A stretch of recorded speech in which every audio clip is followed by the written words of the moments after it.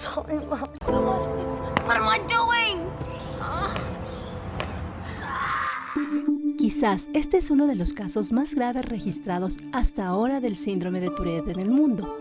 Ella es Bianca Sáez, una adolescente que fue diagnosticada con esta enfermedad a la edad de los 3 años. Difícilmente se mantenía en pie, se golpeaba a sí misma y a su familia y maldecía sin poder detenerse. Este trastorno lleva el nombre del médico francés Georges de la Tourette, quien en 1885 diagnosticó la enfermedad en una noble francesa de 86 años. Es considerada una enfermedad rara. Es un síndrome que es neurológico, que es involuntario y que es hereditario. Generalmente empieza por la parte de la cara. Puede ser una guiñada, puede ser la nariz, después puede pasar a la parte del cuerpo, ¿ya? El tronco, los brazos. También están los tics fónicos, el gritar, ¡ah!, fuerte, fuerte, fuerte. También se puede asociar a lo que se llama la coprolalia, que significa el decir alguna grosería cuando yo grito. Aunque la causa de esta condición es desconocida, las investigaciones actuales revelan la existencia de anormalidades en ciertas regiones del cerebro, incluyendo los ganglios basales, los lóbulos frontales y la corteza cerebral, así como los circuitos que hacen interconexión entre esas regiones y los neurotransmisores que llevan a cabo la comunicación entre las células nerviosas. Nosotros tenemos ciertas sustancias neuroquímicas que hacen que exista conexión neuronal. En estos pacientes, esta sustancia neuroquímica, por ejemplo, la dopamina, hay aumento de dopamina. Entonces los movimientos son repetitivos, estereotipados, sin control. Todavía no existen estudios que demuestran el porqué de la enfermedad, pero se presume que podría ser genético. Puede derivarse de ciertos familiares que hayan presentado enfermedades como trastorno obsesivo compulsivo, hiperactividad, déficit de atención o el mismo síndrome de la Tourette. Existen estudios en otros países que demuestran que se presenta un 2% a nivel mundial de la población. El síndrome de Tourette puede afectar a personas de cualquier grupo étnico y género, aunque los varones lo experimentan unas 3 veces más que las mujeres. En el caso de Catherine, la enfermedad asociada a su Tourette es el trastorno obsesivo compulsivo. En mi caso, es el barrer.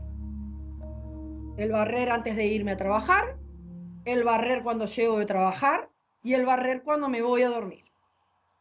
En el caso de otras personas, por ejemplo, es prender y apagar la luz 8 veces. No 9 veces ni 10, 8. Vivir con el síndrome de Tourette tiene un impacto en la salud, educación, empleo y en las relaciones familiares y sociales, que a su vez afectan el bienestar físico y mental de quienes lo padecen. Muchos son bajados, por ejemplo, de los autobuses, porque algunos gritan, ¡ah, ah, ah, ah! La sociedad acá uruguaya es bastante cerrada en ese sentido. Y bueno, no, el tema del respeto, el tema de pensar en la otra persona, no está muy concientizado, vamos. Debido a que los síntomas no siempre producen discapacidad, la mayoría de las personas con Tourette no requiere de medicamentos, pero sí de tratamiento psicoterapéutico. ¿Esta de qué se trata? De tratar de que el paciente se esfuerce para poder un poco contraer ese músculo, el movimiento que va a emitir. Sí pueden. Es como que el paciente siente que va a venir un movimiento. Entonces él puede controlarse ese movimiento si es que está en un contexto social donde no le permite, por ejemplo, clases, en una reunión, en una sala de espera, puede contraer el movimiento, pero tiene la necesidad de hacerlo. Es más o menos cuando nosotros vamos a estornudar y no lo hacemos, quedamos con una sensación de frustración. Entonces el paciente debe buscar un lugar donde él pueda hacer el movimiento, porque tiene la necesidad de hacerlo.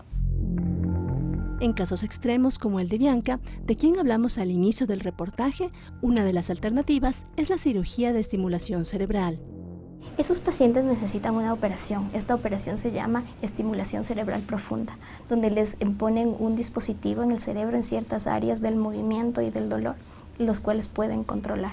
de mejor manera, porque estos ya son en casos crónicos, donde se agreden, se autoagreden, agreden a demás personas, los movimientos son excesivos, no paran, y claro, ahí sí ya es un problema de calidad de vida, ¿no? Es un paciente en el cual ya emite y hace cosas desastrosas en el contexto en donde se desenvuelve. Bianca estuvo libre del Tourette durante 2 semanas. Sin embargo, debido a una infección por estafilococos que contrajo, tuvieron que quitarle los electrodos, por lo cual los tics volvieron, aunque en menor intensidad.